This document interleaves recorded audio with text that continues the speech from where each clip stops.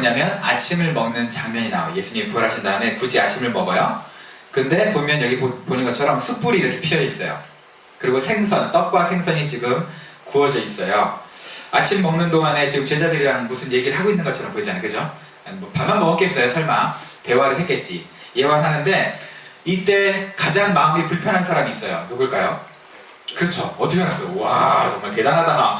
척하면 척이야. 베드로가 지금 마음이 불편합니다. 요한복음 18장에 18장에 욕같죠.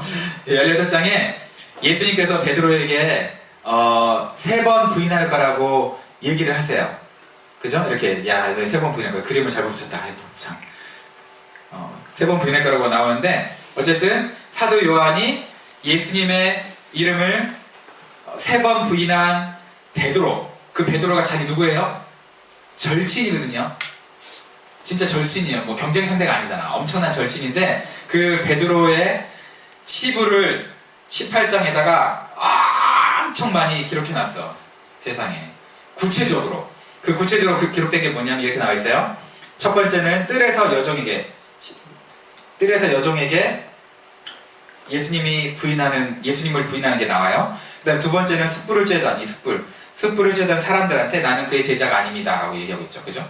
그리고 마지막으로는 그 대제사장 종 말고라는 사람의 귀를 잘랐어요. 베드로가. 근데 예수님 고쳐줬잖아요. 그 말고라는 사람의 친척이 있는데 그 친척이 또 대제사장의 종이야. 근데 그 종이 친척 자기 귀 잘린 거를 들었으니까 야, 너 귀 자른 내 친척 귀 자른 베드로 너잖아. 얘기했을까 안 했을까요? 했죠.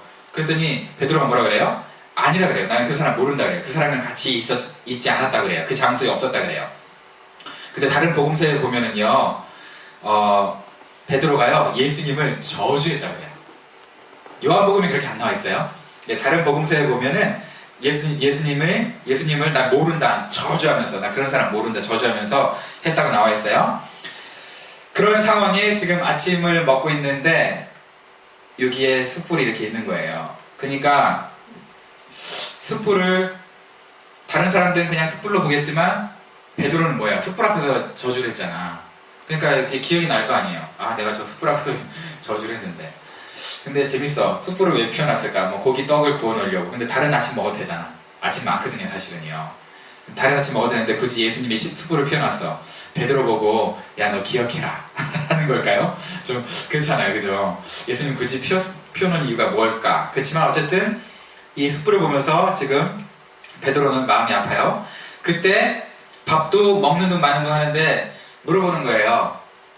베드로야, 내가 나를 사랑하느냐? 이렇게 물어보는 거예요. 그 상황에서 어떻게 얘기할까요? 내가 저 숯불 앞에서 부인을 했었던 사람인데. 근데 이제 그때 내가 나를 사랑하느냐 앞에 뭐가 있냐면, 여러분 성경 보시면 알지만 맨 처음에 뭐라 그래요? 요한 아들 시몬아, 내가 이 사람들보다 라고 얘기해요. 이 사람들보다. 근데 여러분 좋은 성경 갖고 있으면 이 사람들이 뭐라고 나와 있냐면 이것들보다 라고 나와 있어요. 이 모든 것들보다. 그러니까 원래 사람이 될 수도 있고요, 모든 것이 될 수 있어. 그럼 세 가지 해석이 가능해요. 뭐냐? 지금 잡은 이 고기 포함해서 배, 그물, 이런 거, 생활하는 거, 우리가 지금 먹고 있는 거, 이 아침, 다시 말해서 뭐야? 그냥 쉽게 얘기하면 돈, 그죠? 이 돈보다 나를 더 사랑하느냐 이렇게 물어보는 거예요. 돈보다 나를 사랑하니? 그랬더니 예수님이 그렇게 이제 돈과 자기를 비교했다고 생각하는 그런 해석도 있어요. 첫 번째. 두 번째, 네트워킹, 인간관계를 얘기하고 있어요. 무슨 얘기냐? 지금 이제 제자들이 있잖아요. 우리 사람들이 교회에 올 때도 마찬가지지만 기복신앙, 돈 때문에 오는 사람도 있지만 또 뭐 때문에 와요? 친구관계, 나 친한 사람들, 그치? 나쁜 건 아니잖아요. 그렇지만 지금 이 모여있는 너와 함께 있는 이 동료들보다, 돈과 동료를 포함해서 그 사람들보다 나를 더 사랑하느냐 라는 해석이 되죠. 그러니까 돈과 비교했을 때 나를 사랑하느냐, 아니면 인간관계를 비교했을 때 나를 사랑하느냐. 세 번째는 뭐냐면요, 이 사람들이 나를 사랑하는 것보다 이 비교급이 되는 거예요. 세 번째, 사람들이 나를 사랑하는 것보다 너는 나를 더 사랑하느냐. 네가, 제자들이 나를 사랑하는 것보다 네가 나를 더 사랑하느냐. 좀 개념 잡히죠? 돈보다 나를 사랑하느냐, 아니면 인간관계보다 나를 더 사랑하느냐, 아니면 이 사람들이 나를 사랑하는 것보다 네가 나를 더 사랑하느냐. 근데 뭔 건지는 몰라. 사실 천국에 가서 물어봐야죠. 예수님 어떤 뜻이었는지. 그죠? 그렇지만 어쨌든 뭔지는 모르지만 세 번의 질문을 통해서 베드로는 대답을 합니다. 주님, 그렇습니다. 제가 주님을 사랑하는 줄을 주님이 아세요 라고 얘기하고 있어요. 여러분, 주님이 아신다는 것은 주님의 마음을 보잖아요. 그죠? 저와 여러분들의 마음을 다 보잖아요. 그러니까 주님이 아신다고 고백한 거는 진심이에요. 이게 사랑한다는 게. 거짓말이겠어요? 그죠? 진심이겠죠. 진심인데 아마 제 생각에는 모든 사람들보다 자기가 여기 있는 모든 사람보다 내가 더 예수님을 사랑하는 거예요 라고 생각했던 것 같아요. 아마도. 세 가지 중에는 아마 마지막 이론이 맞는 것 같아요. 그래서 그렇게 사랑한다고 얘기하니까 예수님 뭐라 그러냐면 내 양을 먹이라 라고 얘기했어요. 내 양을 먹이라 하고 그냥 끝나면 좋은데 세 번이나 다시 질문하자. 또 뭐라 그래요? 너 나 사랑하니? 그랬어요. 처음에 뭐라 그랬어요? 이 모든 것들 혹은 이 모든 사람들보다 나를 사랑하느냐라고 물어보는데 두 번째 질문은 뭐가 빠져요? 이 모든 것들이 빠져. 그냥 요한한테 시몬아 내가 나를 사랑하느냐 그랬어요. 그러니까 처음에는 비교해서 네가 나를 사랑할 수 있느냐라고 해석할 수 있겠죠. 다른 사람과 비교해서 아니면 다른 것들과. 두 번째는 그럼 너는 나를 사랑하느냐 이렇게 해석이 되는 거야. 그죠? 자, 그래. 그럼 너는 나를 사랑하느냐 이제 절대평가되는 거예요. 그때는 상대평가였는데. 그러니까 고민이 됐겠죠? 그렇지만 또 여전히 대답을 어떻게 해요? 네, 주님 사랑합니다. 주님 아시잖아요. 고백을 했어요. 확신이 있는 거죠. 그런데 예수님께서 세 번째 물어봐요. 짓궂게 세상에. 너 그럼 또 사랑하냐? 베드로가 이제 고민됐어요. 아, 왜 세 번이나 물어봐? 짜증나게.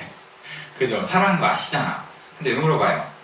여러분 왜 세 번이나 물었을까요? 왜 세 번의 질문을 했을까라는 것을 전통적으로는 여러분 어떻게 해석하냐면 베드로가 세 번 부인했잖아요. 그러니까 이 세 번 부인한 것을 역전시켜주기 위해서 세 번 고백하게 했다 라고 이제 우리는 전통적으로 믿어요. 그리고 맞아요. 세 번의 용서를 통해서 완전히 회복시켜주려고 했던 거예요. 베드로가 예전에 호언장담하잖아요. 제가 죽을지언정 주님을 부인하지 않겠습니다 이렇게 하잖아요. 그랬더니 예수님이 13장에서 뭐라 그러냐면 요한복음 13장에서 닭 울기 전에 나를 모른다고 세 번이나 네가 부인할 거야 라고 예언을 한 거예요. 그죠?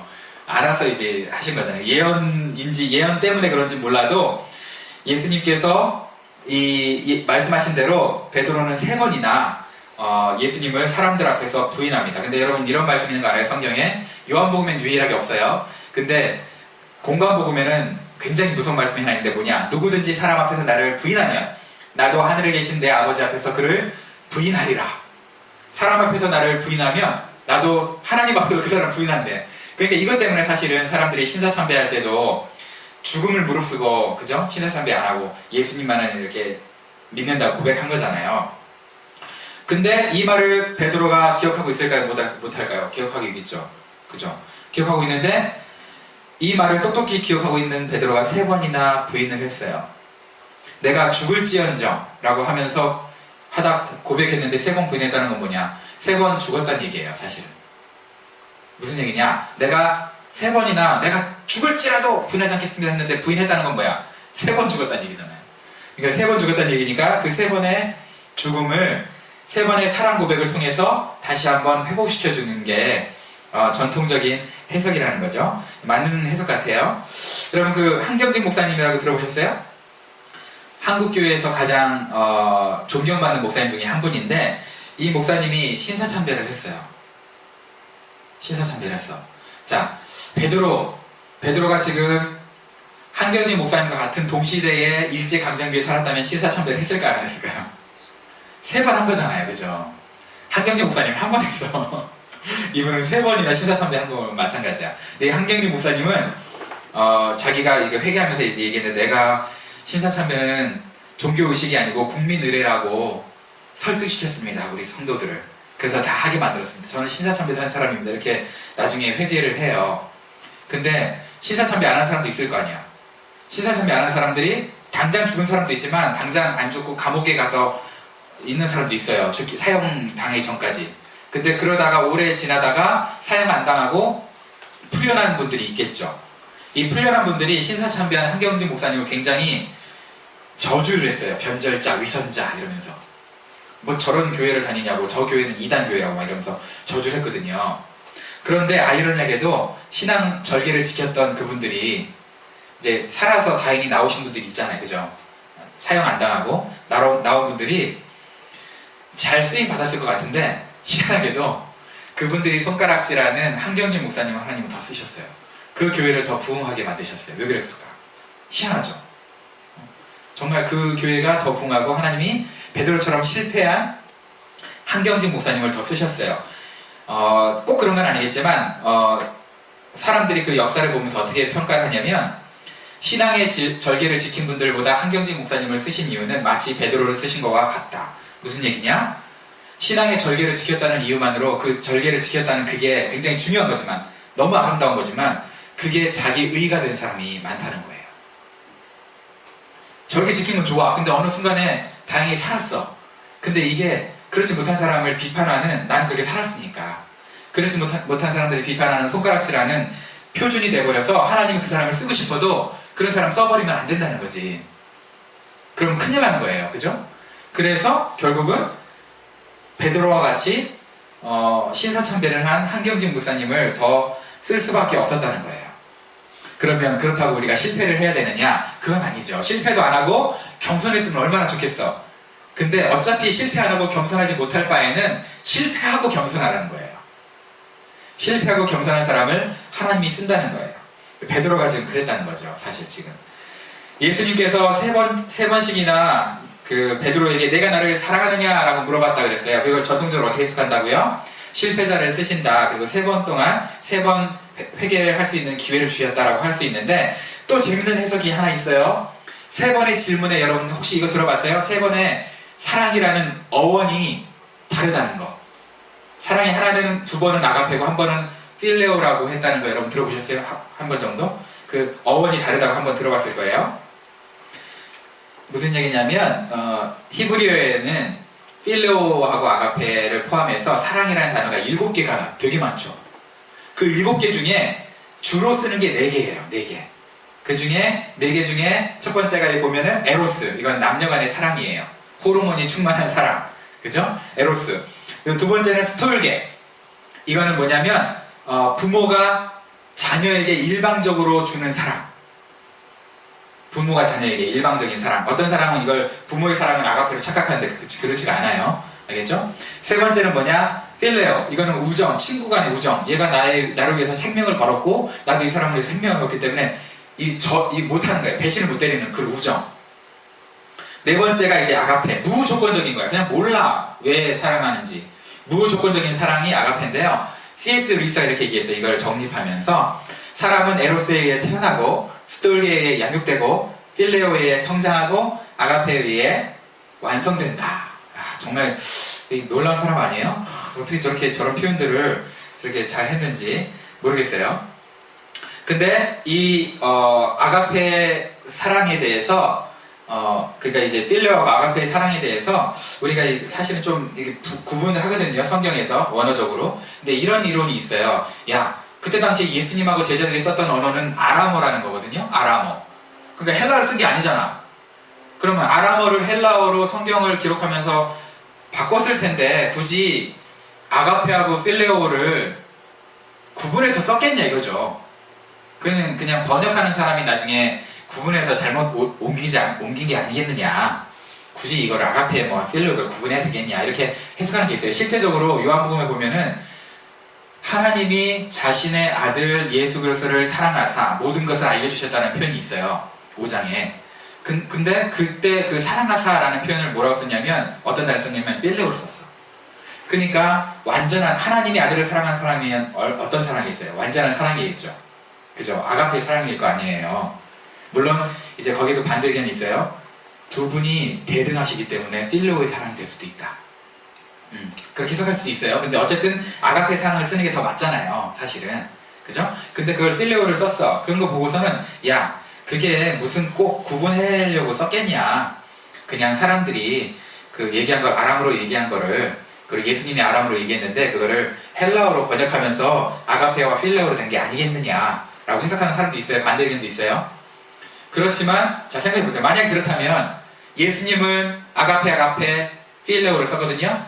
그러면 베드로도 필레오를 쓰지 말고 대답을 필레오 아가페 필레오를 하든가.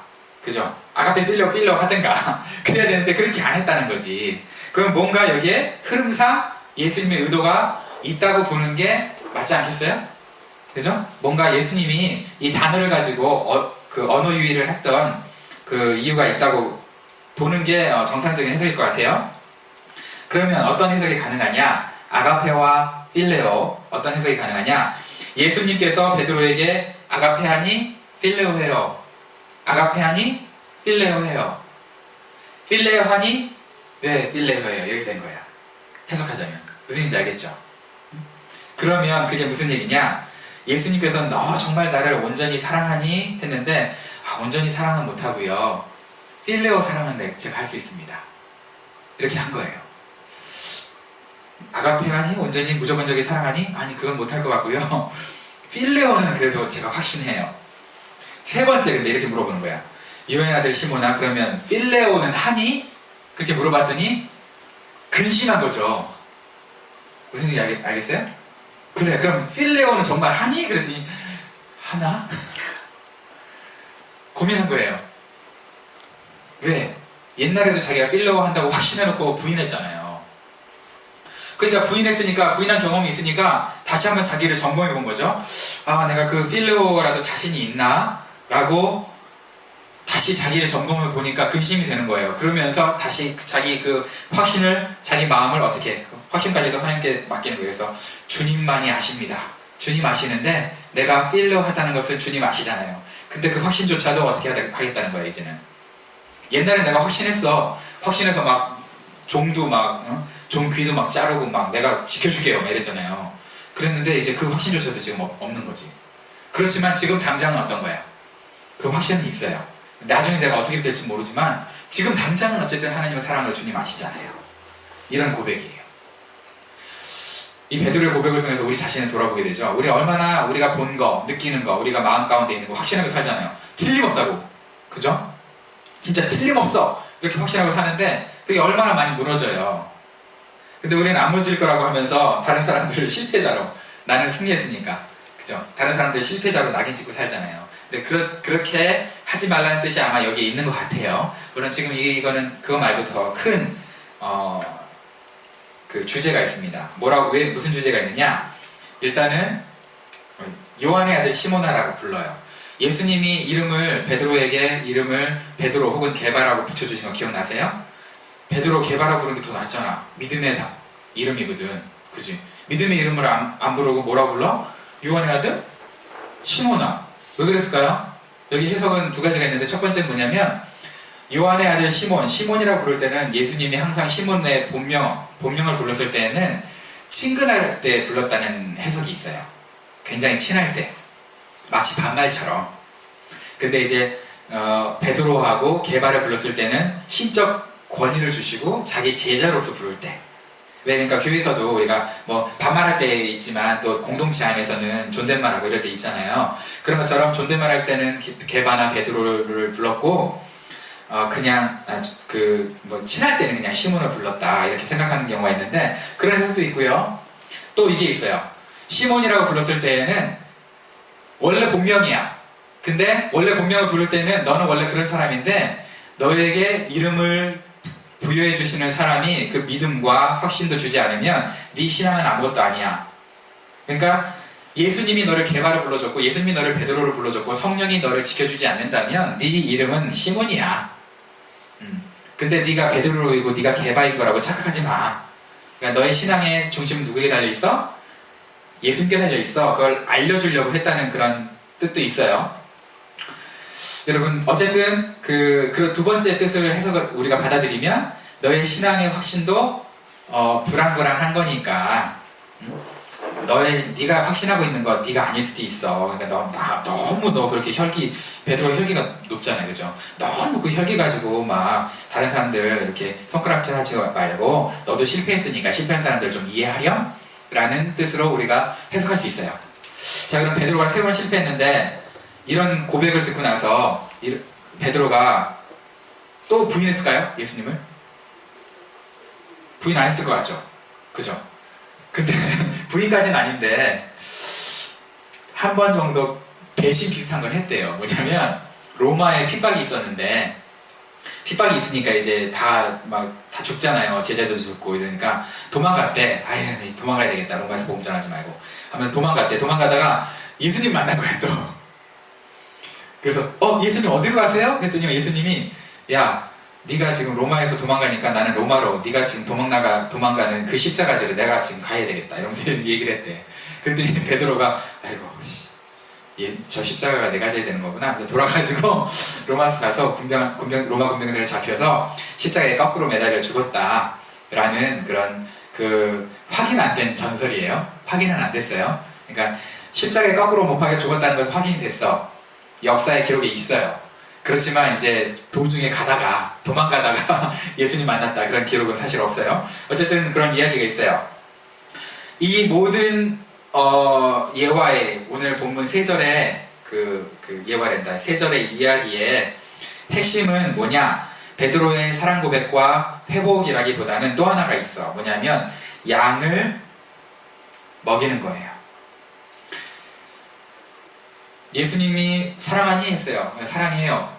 그랬더니 대답이 3번 다 뭐예요? 양을 먹이라, 치라, 먹이라. 그죠? 양을 돌보라는 거예요.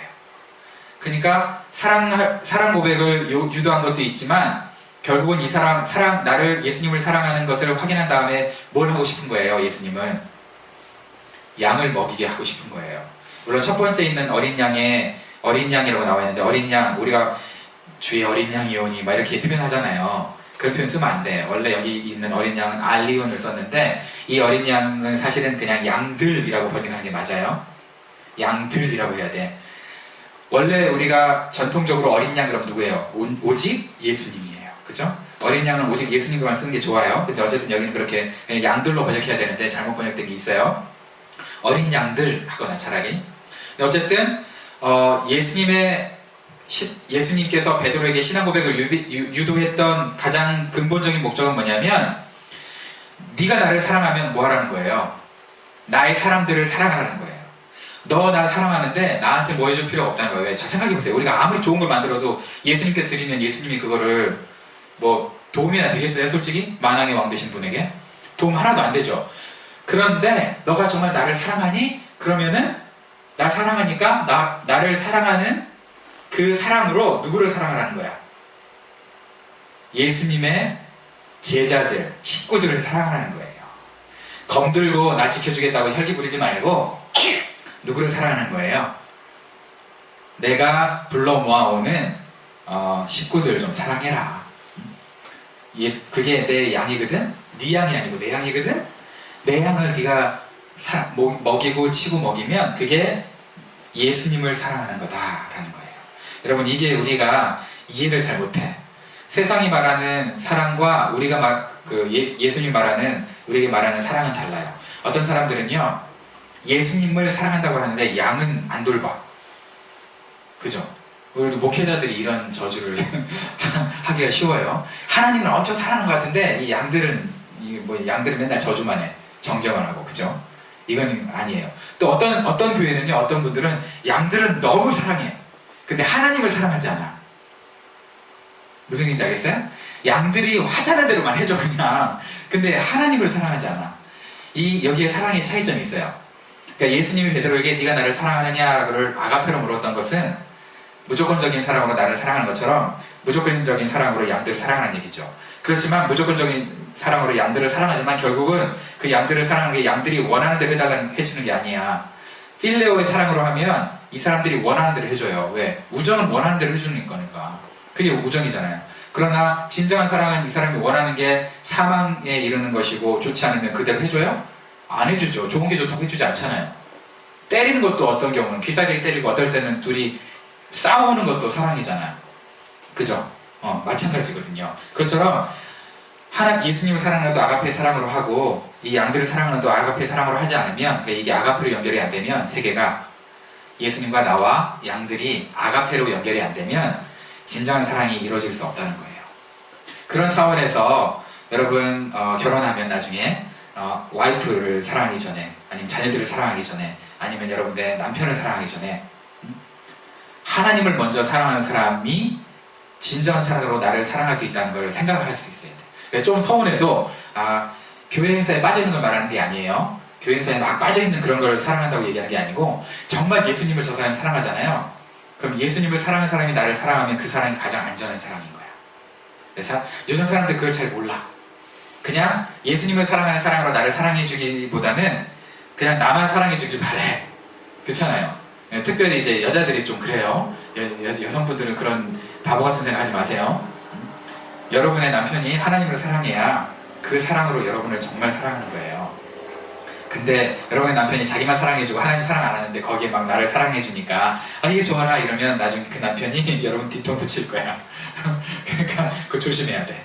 알겠죠? 정말 하나님을 사랑하는 사람에게 사랑을 받는 것이 가장 안전한 사람입니다. 그래서 여러분 지금 오늘 이 베드로의 신앙 고백 그리고 하나님과 베드로와 이 양과의 관계를 통해서 우리에게 말씀해 주신 것은 뭐냐?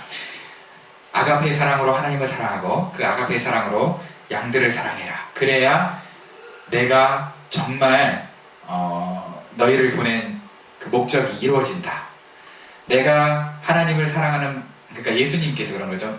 예수님께서 베드로를 사랑하는 마음으로 양들도 사랑할 거 아니에요. 근데 이걸 누가 연결해 주는 거예요?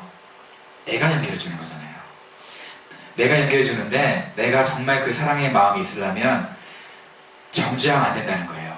그죠? 너도 실패할 수 있어. 양 보고서 답답하지. 양이 원래 답답한 존재예요. 굉장히 답답해요. 양 보고서 답답하지. 짜증나지. 응? 내가 너 볼 때도 그랬거든? 너도 실패할 수 있어. 너 실패했잖아. 내가 너 그래도 너 3번이나 사랑해 주잖아. 양들이 그렇게 실패한다고 했을 때 정죄하지 말고 저주하지 말고 사랑하라는 거예요. 그래서 똑같이 베드로가 예수님을 사랑하는 것처럼 양들도 예수님을 사랑할 수 있도록 도와주라는 게 오늘 본문의 요점이에요. 바라기는 저와 여러분들이 우리 베드로보다 더 우리가 베드로 어떻게 손가락질해요, 그죠? 손가락질 한번 해보세요. 천국 가서 여러분 올라가자마자 예수님이 일단 눈물 닦아주실 거 그 뒤에 베드로가 서 있을걸? 너 일할 새끼야 이러면서 이제 귀싸대기 때리려고 너 설교할 때 맨날 나 까댔지. 너는 얼마나 잘 살았어 이러면서 우리 베드로 사도가 막 그럴 거야. 베드로 우리 못 따라가잖아요. 베드로 사도를 어떻게 따라 그 사랑 그 열정을 얼마나 하나님 사랑했는데 이분이. 그런데 어쨌든 베드로도 실패했어요. 우리는 베드로보다 더 많이 실패해요. 그러니까 베드로 사도가 사랑했던 것만 나중에 얼마나 사랑합니까? 베드로 사도가 교회를 사랑하고 성도들을 얼마나 사랑해요, 그죠? 그것처럼 우리도 그렇게 사랑하고 하는 그런 사람 됐으면 좋겠어요. 베드로가 마지막에 베드로서에서 이렇게 얘기해요. 양무리를 사랑하되 치되 사랑하되 돌보되 주장하는 자세를 취하지 말라 그랬어요. 그전엔 자기가 어땠다는 거야? 주장하는 자세를 취했다는 거거든요. 근데 이제 나중에 그렇게 하지 말고 섬기라 그래요. 그 사랑이 어디서 나오는 거예요? 아가페 사랑에서. 바라기는 저와 여러분이 그 아가페 사랑을 배우는 은혜가 있었으면 좋겠습니다.